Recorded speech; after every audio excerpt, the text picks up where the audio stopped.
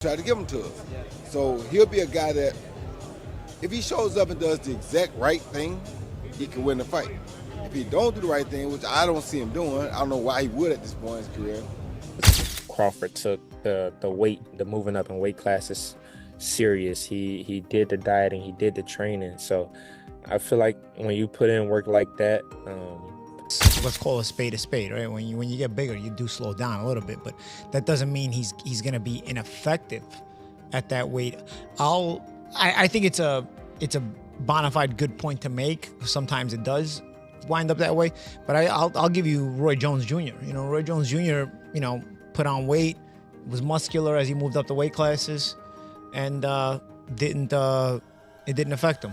Roy Jones Jr. isn't holding back. He says Canelo Alvarez won't survive against Terence Crawford. To him, Canelo has lost the spark and sharpness that once made him dangerous, and it's showing. Jones sounds almost disappointed, wondering why Canelo looks like a faded version of himself. On the other hand, he's full of praise for Crawford's hunger, focus, and top-tier skill set. Jones insists the weight gap won't matter because Crawford's timing, technique, and fight IQ can wipe out any size advantage. In his eyes, a fighter as skilled and relentless as Crawford will expose every flaw Canelo has right now, making this fight far more dangerous for Canelo than most people think. It'll all be predicated upon how well Terence can take his punch. And what I'm seeing is I see a hungry Crawford, a Crawford that has been looking for the opportunity for a long time, finally getting the opportunity, and really ready to grab the opportunity. And with Canelo, I see a guy who not necessarily hungry, but loves to entertain, loves to give us the big fights. Always tries to give the big fights.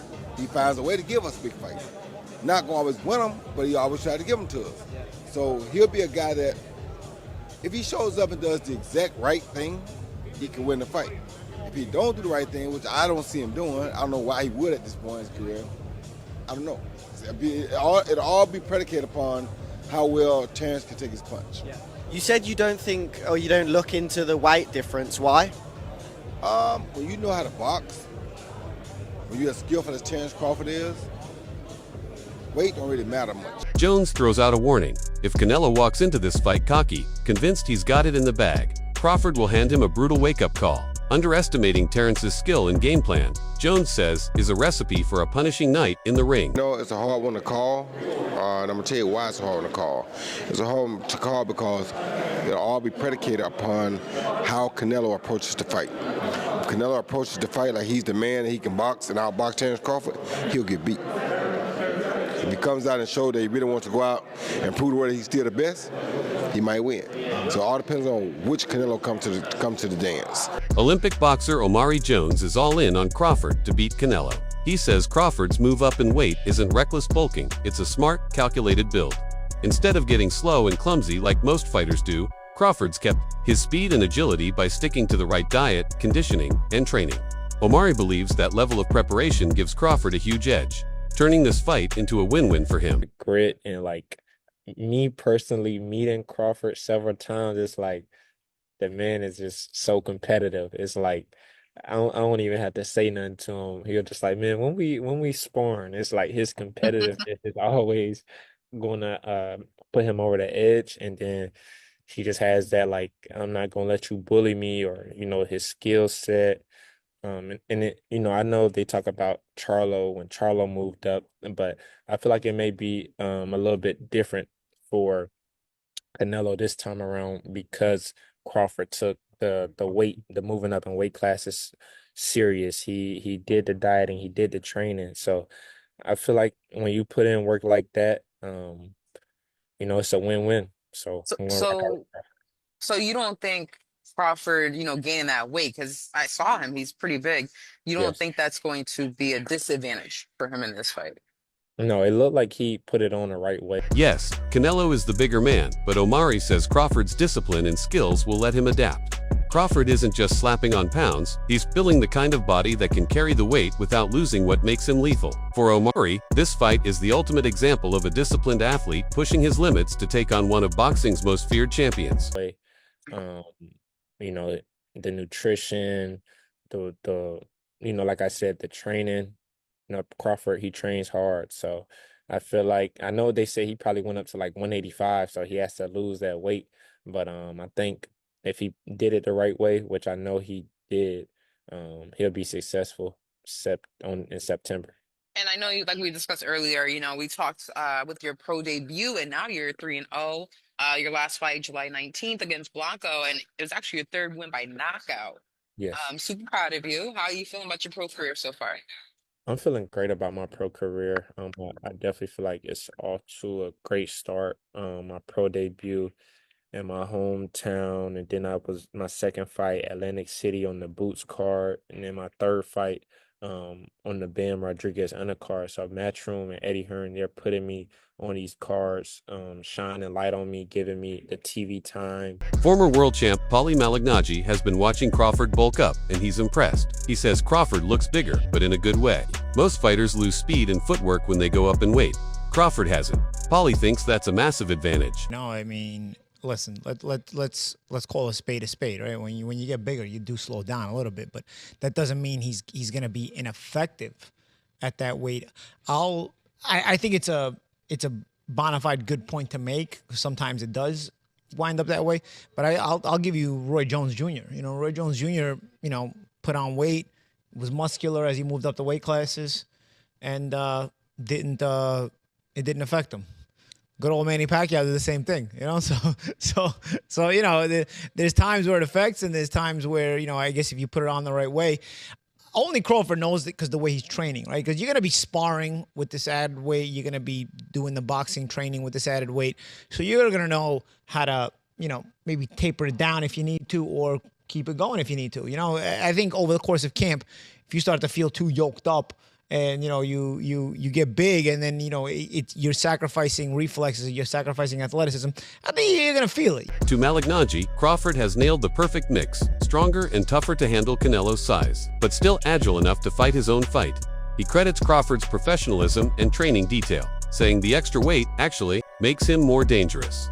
In short, Paulie thinks Crawford could use that extra power to punish Canelo's pressure. Heavyweight kind of weight. What's your thought about that? Yeah, I mean, well, Roy Jones is Roy Jones, but also Terence Crawford is Terence Crawford. But John Ruiz is not Canelo Alvarez. So that's another aspect of that comparison. And yes, exactly what the champ said, exactly what Abel Sanchez said, you're going to put on weight, you're going to be a different fighter. And I can say this even as a fighter as myself, as I've gotten heavier in my retirement, I try and move around the gym, it just feels different. And even when you start camp, you feel different in the beginning than you do at the end. But listen, we're still 4 or 5 weeks away. I don't know exactly what Terence is weighing right now. And even if he does say what he weighs, man, he's gone out there and said he's weighed, all types of crazy numbers just to get media to respond. So it's really not really going to know until the fight and we see these guys next to each other. He might look bigger right now, but he might not be that heavy. Max Kellerman's breakdown is all about precision. He says Crawford's jab is now one of the best in the sport. Fast, accurate, and able to control the fight's rhythm. Canelo's jab used to be like that, but Max says it's slipped in recent years. That gives Crawford a big edge in controlling range and racking up points. On top of that, Max says Crawford's ability to adjust mid-fight and spot openings most fighters miss is a game changer. First attribute, best jab. Crawford. Best defense. Crawford. Nowadays, Crawford. I would say early in the fight, Canelo. And earlier in his career, Canelo.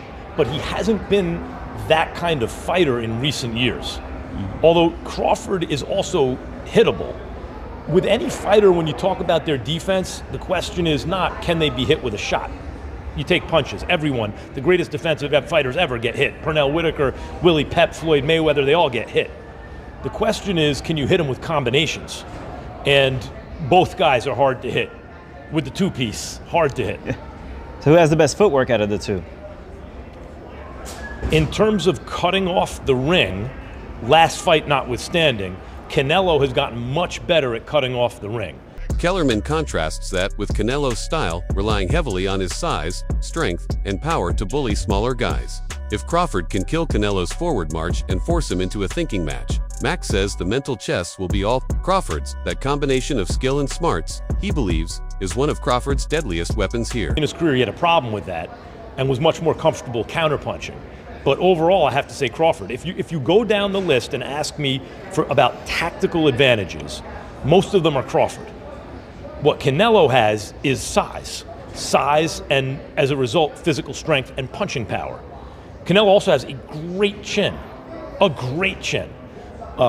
But in terms of if you want to go skill for skill, especially the recent version of Canelo, who's had to turn into a seek and destroy guy, who had to learn as his career went on to cut off the ring and not just follow guys around.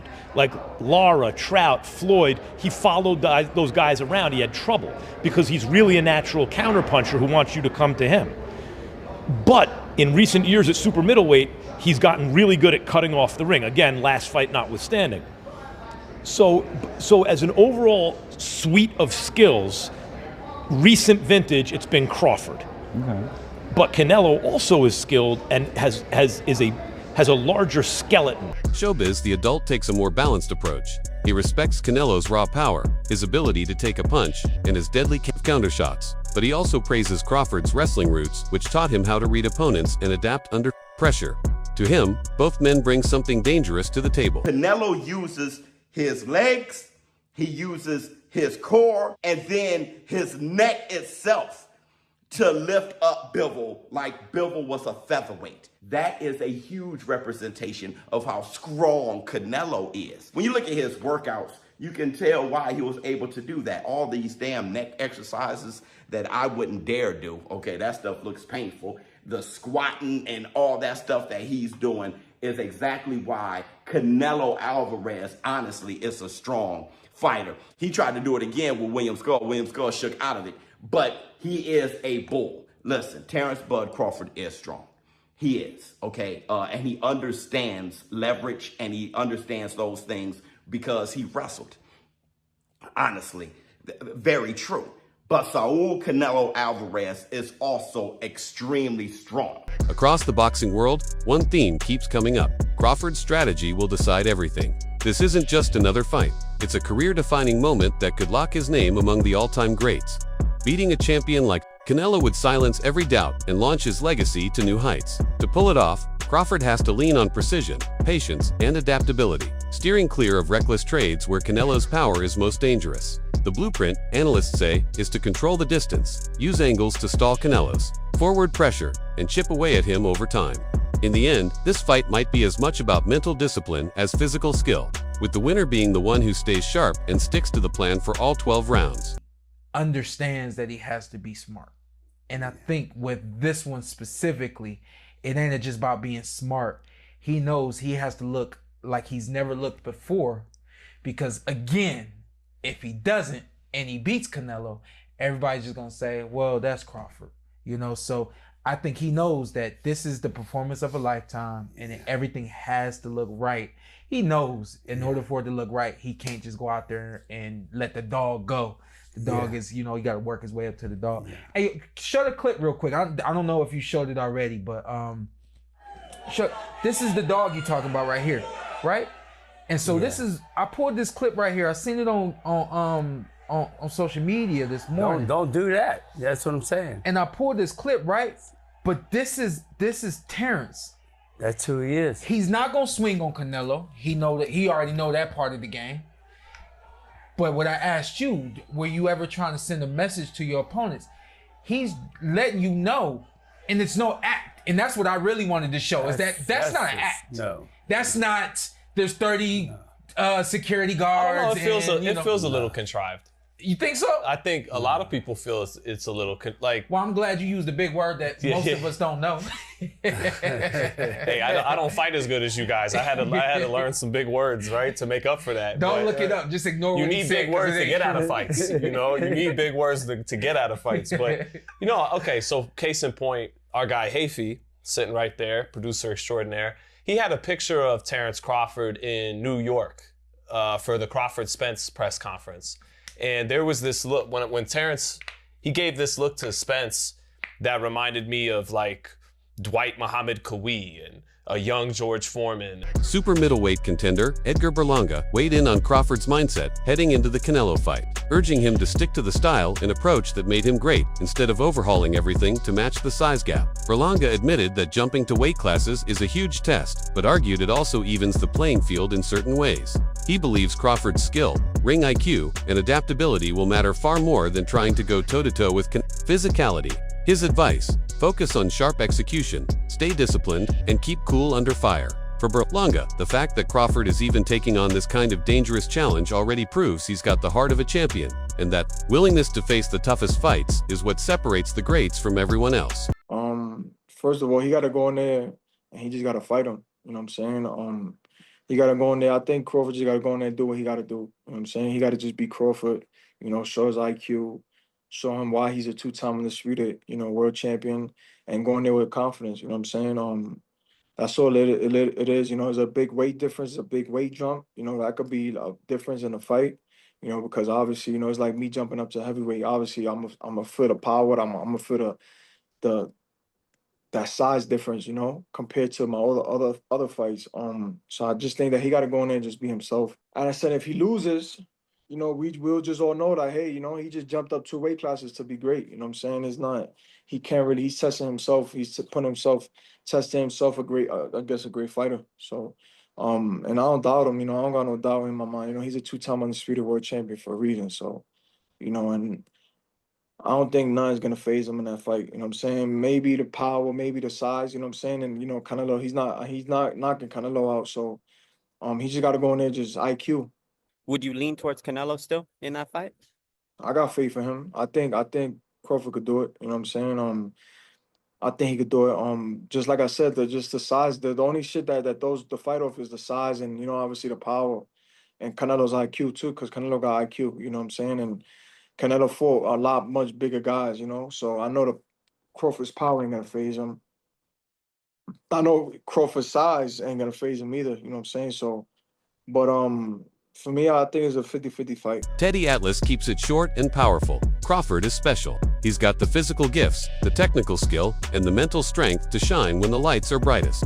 Atlas says greatness isn't about talent alone, but about delivering when it matters most, and Crawford's proven he can do that. This fight, in Atlas's eyes, is another chance for Crawford to prove he belongs with the best to ever do it. He's a little overrated. Terence Crawford versus Canelo Alvarez at 168 pounds. Canelo's really good. Really good. But I think Crawford is special. I know he hasn't fought the resume everyone wants, but you have that or you don't have that ingredient. I think he has it. Canelo's really good. He's tremendous. But could he be a tiny bit overrated? The greatness is within Crawford. It's in his desire. It's in his mind. It's in his makeup, where he came from. I know he's moving up in weight class. Can he carry it? You know, but those intangibles, I believe that he has